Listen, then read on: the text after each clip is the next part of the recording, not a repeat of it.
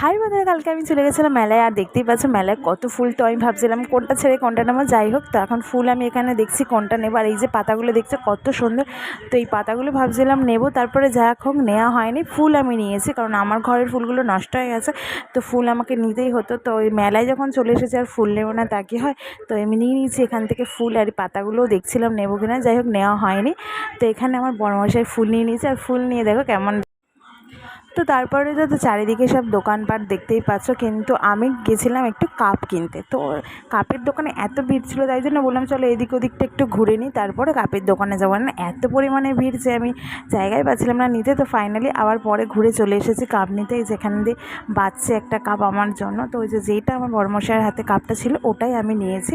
তো আমার আর সেরকম কিছু কেনার ছিল না। আর তো দেখছি যে আর কিছু কিনতে পারি কিনা। তো কাপের দোকানে ছিলাম দাঁড়িয়ে, তো এখানেও অনেকটা ফুলের গাছ ছিল, এখানেও একটু ফুলগুলো আমি দেখছিলাম। এখানের ফুলগুলো ভীষণ সুন্দর ছিল, তো বেশ দেখতেও ভালো লাগছিলো ফুলগুলো, একদম কালারিং। তো এখান থেকে আমি ফুল নিইনি, যেহেতু ফুল আমার আগেই নেওয়া হয়ে গেছে। তো এরপর দেখো এদিকে সব বাচ্চাদের যে গাড়ি টাড়িগুলো আছে সেগুলো সব ঘুরছে এখানে। তো অনেকটা রাত হয়ে গেছিলো বলে সেরকম মেলাটায় ভিড় ছিল না, মানে এই সব জায়গায় ভিড় ছিল না, কিন্তু কাপ প্লেটের দোকানে ভীষণ ভিড় ছিল। তো কাপ প্লেটের দোকানের থেকে তো চলে এলাম। তো এই যে দেখো মেলায় এসেছি আর জিলিপি খাবো না সেটা তো আর হতে পারে না।